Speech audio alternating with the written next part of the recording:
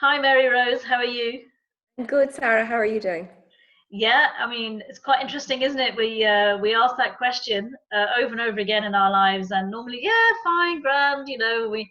Whereas now it's like actually, we I think we genuinely want to know how are people, how are you really dealing with this very unusual situation? And I'm just delighted to have you on my little chat today. Thank you. It's Thank you for fantastic, me. not at all. So, Mary Rose, tell us a bit about yourself. Who are you? What do you do? My name is Mary Rose Jordan, and I'm married to Kieran, and I have two daughters, Alana and Rena. Alana's 22. She's a dance teacher, and she's a student in doing her degree in dance and drama in Scotland. And Rena is my 17-year-old, and she is in fifth year, thankfully not in an exam year this year. And we live in the Midlands. I grew up in the States in Chicago, and I am a nurse. And I suppose when we were having this sort of informal chat about what we would like to talk about today, I wanted to just maybe kind of touch on a few things from a nursing point of view, Yeah. from my NLP training with you point of view, which I did nearly 2 years ago, which is shocking. Oh my Uh, God, was it 2 years ago? wow. And who would have thought? And as a mother of young adult women, and and everything that's going on at the moment, and just a few little simple things that are working for me. I think that's really what I think we kind of said would be maybe Yeah. help. And when you say you're a nurse, I mean you're not just a nurse. You do all kinds of things in your job. Yeah. So just tell us a little bit more about that because I think that's really relevant in terms of really the impact this has had on you as well. Not just personally but professionally. Yeah. So I guess, it's one of the nice things about getting older. I'm a nurse. I'm a graduate nurse over 36 years. I'm a midwife as well. I trained in Dublin. I trained in the Old Meath Hospital and in Coombe Hospital. I was in the College of Surgeons and I trained as a practice nurse. And I'm constantly, it's just been, I probably could have had 2 or 3 masters done over the years if I had, accumulated everything. I was in DCU, I was in Maynooth. Anyways, I went back about 12 years ago and I did a diploma in teaching and further education. So for the last nearly 10 years, I've been teaching level 5 further education into healthcare assistants. And that would be probably like the equivalent of like a first year nursing in my day. And then I was approached by the HSC to do some suicide training. So I work in that field. And I did this NLP work with you to kind of help me with all of that. I literally, I've been working for both, I worked for the Cancer Society for 9 years as their helpline nurse. So that was a huge, I suppose, fabulous job because people let me into the privacy of their lives and the connection on the phone between the two of us for people that were in very, very difficult situations. And I went and I did a 2-year counselling course around that time. And I have been with the Irish Heart Foundation for 15 years, working as a health promotion nurse around in the public and doing I do medicals, we do a lot of health promotion, and I kind of would be there on some of their literature. I would be the picture there. So heart, cancer, worked in the, and I suppose Suicide prevention. And I suppose the main reason why I really wanted to speak to you is because you've had so much involvement with mental health yes, yeah, within the health service totally. and helping people from that point of view. And obviously now we're seeing, obviously this could be going on for an extended period of time. We really don't know. There's an awful lot of uncertainty, and just the impact that's really having on people's mental health. It's really coming to light that it's something that a lot of people are struggling with. And the aim of these talks is to help people to understand that there is a way out of that mental health stress that maybe they're experiencing. So I know you've got a couple of things that you want to share around that. So I suppose there's so many things, and to be honest with you, people are being extremely creative at the moment, and you could click into anything any moment of the day and you can find so many resources to help you. And you could become a bit overwhelmed by that too. So I actually have decided there's a couple that I'm going to follow, ourselves in the breathing space. I'm involved with a group called the Positive Recombulators. They're a group of women in Ireland and wealthy minds, and I found them to be always really supportive. My nursing friends, and I suppose around kind of education with the ETB and things like that. But I suppose I'm always looking at things around health and well-being, and how they're so intrinsically linked. But what I kind of wanted to just touch a little bit on was control. So, as a nurse and as a mother, and I'm the eldest in my family. I have 3 brothers. I'm an only girl. And nurses tend to be like this. Teachers are too. And I'm a teacher and a nurse. So I go, well, too. Control. I like control. I like things in a certain way. My kids would say I have OCD. I definitely don't, but I like things done in a certain way. And and it can kind of trigger me if it's not done. And that was a thing that I kind of didn't really acknowledge in myself. And that's kind of a learning process. And if you like things in a certain way, and we are now in this situation, that can be very catastrophic for people.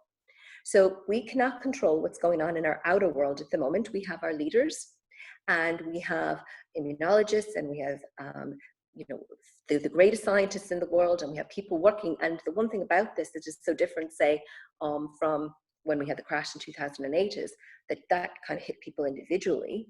But everybody is impacted on this in some way. We're all in our homes.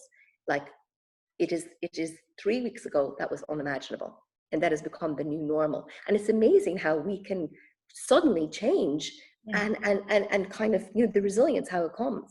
That I think has been the most powerful thing for me, to see the way people have actually obeyed, adapted. Yeah. And that is obeyed is the wrong word, but I mean, it is kind of in a way, because in this particular case, complied with the suggestions. Really, compliance is a much better word. So I suppose the thing is, we can't control what's going on outside, but we definitely can control what's going on inside. So I suppose the 2 things that I would say that are really valuable for me is, and again, this would be something that we would have learned in NLP, is around your language. Yeah. So I can remember it as clear as a bell, you and I having a conversation, and you said to me, when you start thinking about language, you will never look at the word again the same way. And it's so true. So again, looking at the way people, and again, like sort of people that can be kind of in a victim mode. If you take on that kind of persona, that can be quite difficult, because it's everybody else's fault. How did I get here? And maybe people don't like taking personal responsibility for themselves. But I would say sometimes when I would, and again through the NLP training, I noticed sometimes in my work in health promotion, when I would have a client come in, maybe just even take their blood pressure, chat to them, and I'd say, how are you today? And the person that comes in and they're all kind of scratched up and a bit of a cross face, sure, you don't want to hear, nobody has it as bad as me. It's hopeless, it's helpless, it's this kind of language. And like, I would say, why do you say that? Like, I find myself, I'm doing something simple, like as in, a blood pressure or checking a cholesterol or something like that. And in the conversation, I'll say, well, why do you feel like that? And that could be a behavior that they have had for their whole life, and they have carried it with them. And you can actually break that behavior, And I suppose, again, like, so the words that, like people would say, oh my God, we're in a catastrophic situation. It's so challenging. Well, in the word challenging, the word change is there. My brothers, I have 2 brothers in the States and 1 brother in Dublin. My brothers were really successful businessmen, and I admire them all greatly. And one of my brothers said to me the other day on the phone, he said, there's great opportunities in this, Mary Rose. And I think there is. And like, and these opportunities do not have to be big opportunities. In my house, my 17-year-old is baking bread every day. We are never going to buy bread again, because it's so beautiful. She plays the piano. I stand at the door and I listen to her. I haven't seen her or heard her have the time for that for so long. So I suppose, in this catastrophic time, if we all, because we're in our homes, if we all stopped and just for this moment looked at our own little herd. It's funny, I went for a walk this morning. I'm very blessed where I live. I live near Loughool, and I did my 2K, only just as far as the lake. And I saw there was about... Okay, I'm not tracking you, you're all right. On my Fitbit. But there was about 3 different fields, and there were cattle together, and I was watching them. They were all herded together, right? And I was thinking about it. We love, and I love people. I love people, and I love being with people, and I would be very social. So, we're so much more blessed than, say, if this happened, during the war. We have got social media, we can chat, I can say, oh my God, I'm just going to go and I'm going to download a book on my Kindle. You know, when I used to go on holidays, I used to bring 20 books in a suitcase with me, you know, and that was when Ryanair didn't charge you for your books, etc. You know, so I mean, like the what we have now is so amazing. And I suppose I'm at the age now that I can see the differences of when we didn't have it. To, you know, our kids just accept this, you know. But again, around again going back to the language, so if we started thinking about things like not being helpless, you know, being helpful, and not being hopeless, being hopeful, and again just looking at, I suppose, even the way you speak, you know, do you sit up straight, you know, I mean, are you down like this? If you do that, like how is that a pressure on your body? If you actually stand yourself up straight, if you look ahead, look back to my father, these are all these old-fashioned things that people used to say: stand up, walk straight, look like you own the room, you know, even if you don't know what you're doing, pretend you do. I mean, I've probably been part of the imposter syndrome my entire life, you know.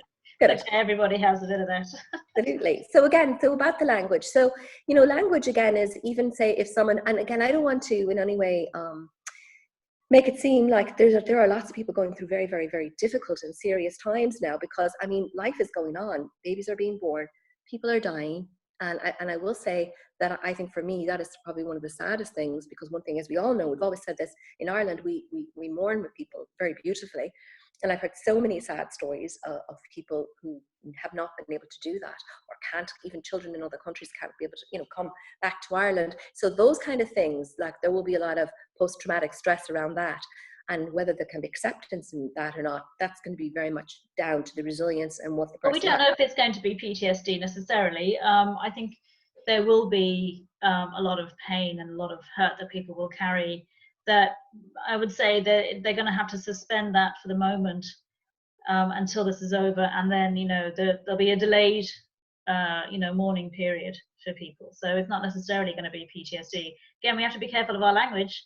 Exactly, and there you go. You know, that's me just throwing that in there like an old grenade. You know. So we have to be, you know, and absolutely. I mean, one of my favorite ones that I had to use myself was, it's not I have to stay at home with my kids, is I get to be at home with my kids and my family. I get to spend, and I was saying it to them as well. I mean, they're only 10 and 14, sorry. And, you know, I said, this opportunity, I can guarantee you, and unless we had another one of these, you know, but the reality is we will probably never have this opportunity again to spend this much time with each other. And that's a choice then, in terms of what do we do with it? What do we make of it? Yeah, I mean, it is that getting, and it's quite interesting how people have really slowed down. Yep. Although some people are busier than ever. I'm not saying I'm not busy, you know, busy in a different way. But certainly not on the road, not on, you know, not in airports, not in hotels, not trekking here, there, and everywhere across the country. I know you did a lot of trainings all over with the suicide prevention trainings and things like that. And so all of that is gone, but it's quite interesting. I saw one quite amusing post, and it was saying, and there I was thinking it was I didn't have time, and that was my excuse for not doing certain things. Now I realize that wasn't my excuse. That wasn't the excuse at all. I know. You know, that excuse has really kind of gone. So it's quite interesting to see, what do we get to do now? Yeah. And I think, I suppose, when, you know, when you're talking about what you can control, so you can control your language, but you know, your thought, and a lot of people can have what we call these limiting beliefs, you know, and they can actually sometimes overthinking. Now, if you really, when we're overthinking, that's our subconscious mind trying to protect us in a way, you know. Oh my God, what if this happens? Or what if this doesn't happen? So I have, as my little mantra, and in my training and I suppose in my maturity in life, is I am trying to detach a little bit from the outcome. You know, it will be what it will be, and not to try and figure out, well, then I'm going to do this, because that my entire life, and I haven't quite given up lists. I like lists. I love that, you know, ability to cross off the things, you know. Don't underestimate the power of the tick. Very Absolutely. powerful. Absolutely. But, you know, the things that I thought were so important are so not important. And I suppose when, you know, you're talking about driving and that, like I filled my car 3.5 weeks ago. I probably would put about 70 euros of diesel into my car a week. It is still nearly full. Yeah. I probably go to Tesco's or to the shop or whatever, which in itself is amazing. But I also commuted from Mullingar for a number of years on the train, and I stopped to think, and it was a conversation with Rena one day about how many hours did I commute? Like, I would say I've lost a good chunk of my life because I've been living here, 20 odd years, and I've been commuting, early mornings, late evenings. And I suppose the time that was, and I think sometimes I look at their childhood, the girls' childhood, I have great blanks in it. My father was sick when Alana was a baby and he died, and all of that, kind of Russian. And also thinking that I was very important, that I had to turn, I had to do, that they would all not succeed if I wasn't there, And that's another thing that you really understand with all of this. We are only just a number, and the people that were important to us, the people that were in our own little herd at the moment, And I think a lot of relationships will get repaired, or they will be completely, Oh yes, I was on a networking call this morning, and one of the women who was on it is a divorce lawyer, and she said she's never been busier than ever as wow. she is now. So and her approach is very much about communication and making it as easy as possible for people. But definitely there is a lot of pressure out there, and that's one of the things that these little videos are there to help. So if we can even just watch our language, watch the tone of voice that we're using. I always laugh because probably might remember when I was teaching this section, which is communication is made up of three things: our body language, our tone, and then the words. And the words only make up actually about 7% of our communication. Yeah. 93% is our body language and our tone. And I always, when there are men in the audience, I say, when a woman says fine, I'm fine, do not think that's true. The body language and the tone is going to give you a very different story. Yes. So just taking a little step back and saying, okay, what outcome do I really want from this conversation? What do I really want that person to do, or to understand, or to to appreciate? And to recognize that we are absolutely in control of our body language, our tonality, and the words that we're using, whether it's with other people or with ourselves. One of the things I love to, even just a very simple switch, one of my favorite little switches is going from the word should to the word could. Okay. Love that. And if anyone says should to me, the minute it doesn't, there could be the best advice at the end of that sentence, but as soon as they say, do you know what you should do? In my head, I'm like, do you know what you should do?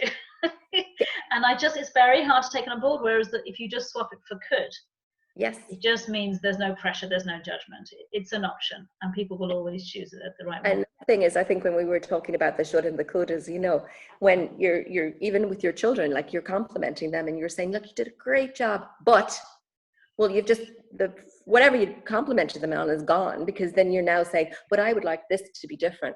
And I mean, if people could take that on board, because we are having.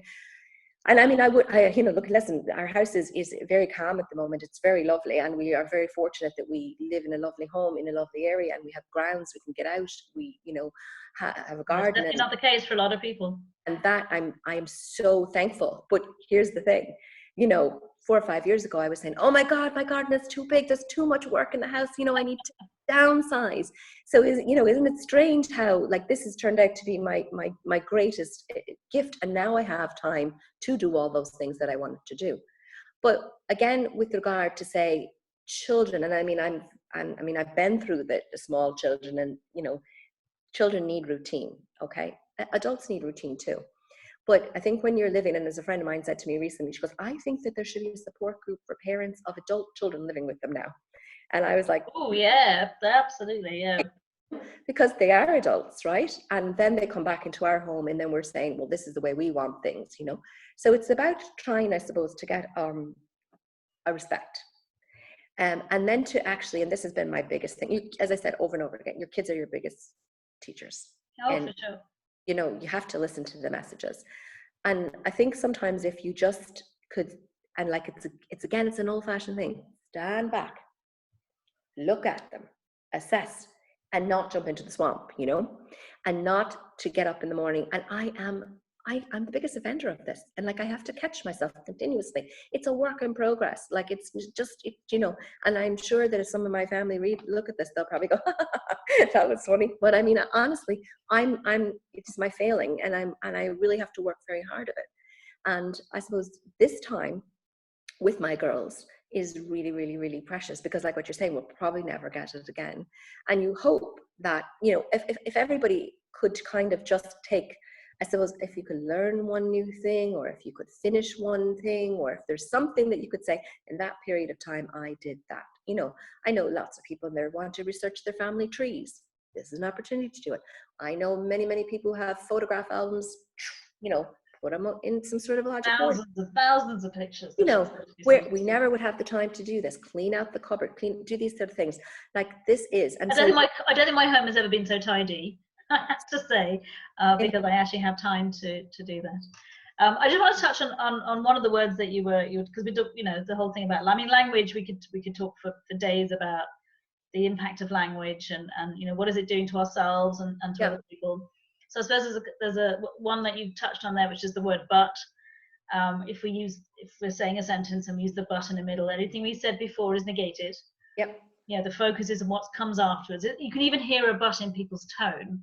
Yeah. You know, that was really great. But you're going, but, which means that it wasn't really great. You know, you're just waiting for the criticism. And again, sort of that little change, that little swap, that is really, really powerful for me, is actually to add at the end of a sentence, yet. Very good. Yes. You know, so yeah, we're having to all stay at home. You know, we don't have the freedom to move and get out yet. Yeah.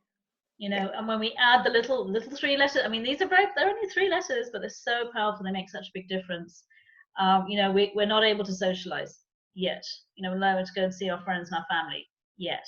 You know, that means it is coming. It is on the way. We are not stuck like this forever. And to really kind of have that forward thinking in a positive way, rather than anxiety and what if and kind of, you know, go into catastrophe mode, but to bring it back and go, look, we are going to get through this. The world there is no normal anymore. The old normal has gone. There'll be a new normal, whatever that will be. And certainly around that whole thing of control, the more we can ask ourselves, if something is frustrating us, the biggest question that will really free us is, do I have control over this? And if we don't have control, then stressing and worrying and getting angry about it is absolutely going to be so detrimental for our mental health and our physical health. Yeah. And to just ask ourselves and be really, really honest and really truthful, you know, to really sort of take that step back and say, okay, if this is beyond my control, it is beyond my responsibility. Yep. Therefore, that energy and that, you know, emotion that I was going to put into that because it's frustrating and it's challenging, yes, absolutely. Where can I put that in a positive way right now? Who around me maybe needs my attention? I mean, I love Daniel Siegel's work. He's an amazing doctor and neuroscientist, and he works a lot with children in particular. And he came up with a great little acronym, and it's just popped into my head. So I always go with my intuition, which is when a child is behaving in a way that you think, oh, yeah, they're acting out. There's 4, you can use the HALT, the acronym. Are they hungry? Are they afraid of something, which is obviously a big thing at the moment? Are they feeling lonely, which is again a really big thing, or are they tired? And hungry and tired may now not be such a big deal because, you know, we're not going out and maybe people are catching up with sleep, and food seems to be the central focus, certainly, of my day. Morning I wake up, oh, what am I going to be cooking for dinner? I haven't even had lunch or breakfast yet. You know, so those two, but really the afraid and the lonely aspect. And you think, well, as a parent, or as, you know, maybe it's your partner, you know, or your grown-up child, you know, where can you put that energy in a more positive way to get to have a connection, which is also, again, language. You know, I had a lovely reframe, which is when children are attention seeking, we can, instead of looking at it as attention seeking, as connection seeking. Absolutely lovely. And really, this is the time for making connections, and with ourselves, with the people who are directly around, and via, I mean, tomorrow I'm going to be doing a call with an old friend of mine who lives in Chiang Mai in Thailand, who I worked with many years ago.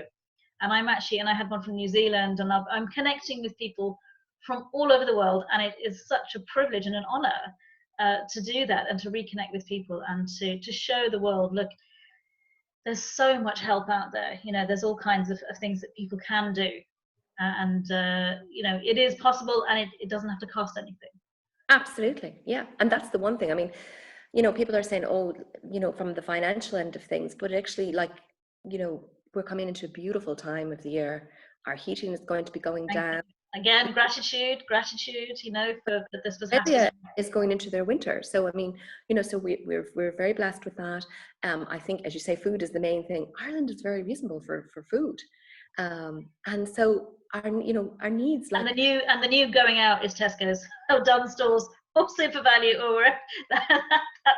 That's your outing.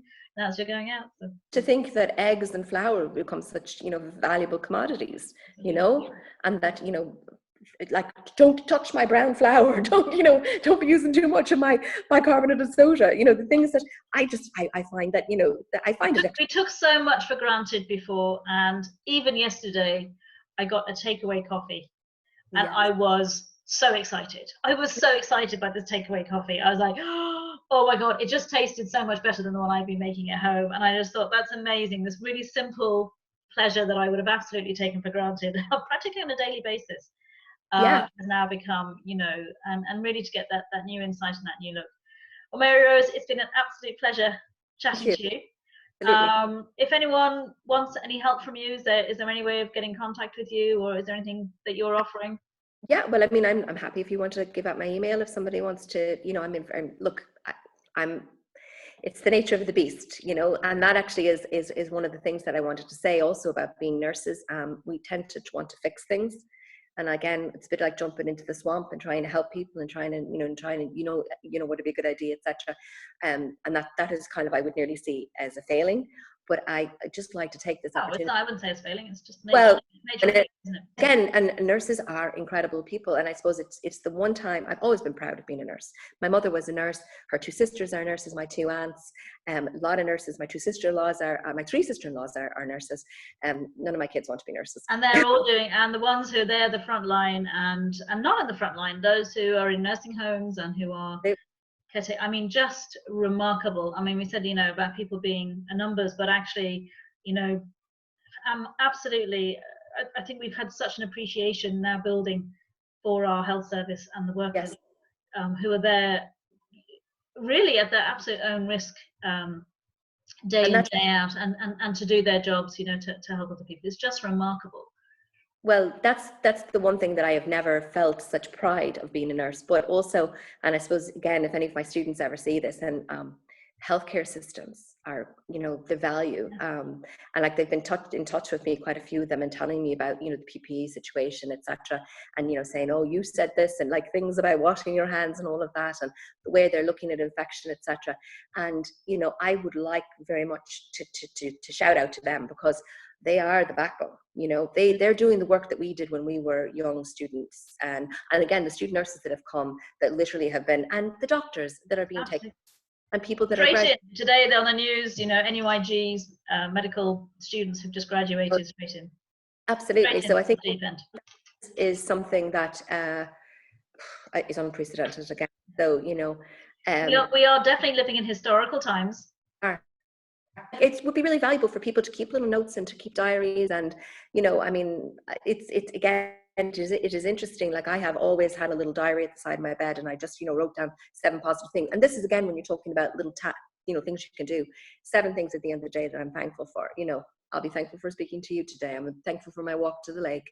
You know, I'll be thankful for the brown bread that Rena's got in the oven and I can smell from here. All of these things are really, and that, again, gratitude, it bathes you in dopamine, and dopamine is a positive endorphin, and it makes you feel good. And like, I have to say that I nearly feel shocked how actually very content and happy I am, and that is a gift. So if there's anything I could say to anybody after this, is I'd love to be able to gift that to everybody. And we all have it within ourselves. The power is in us, and resilience is within us. So when those thoughts come, and it becomes, I don't know, did I lose you there? Don't know, phone calls coming through maybe. When those negative limiting thoughts come, or behaviors or triggers, etc., just to stand back, take a breath. This is what we're calling ourselves, the breathing space here. Take a breath and breathe, and think before you speak. And let me tell you, it took me a long time to figure that one out, but a bit of advice. So thank you again. And to everybody that's watching, be safe. And as Joe Duffy would say, wash your hands. Absolutely. Mary Rose, thanks, Mil. And we will chat to you soon. Stay safe. I know. Bye-bye.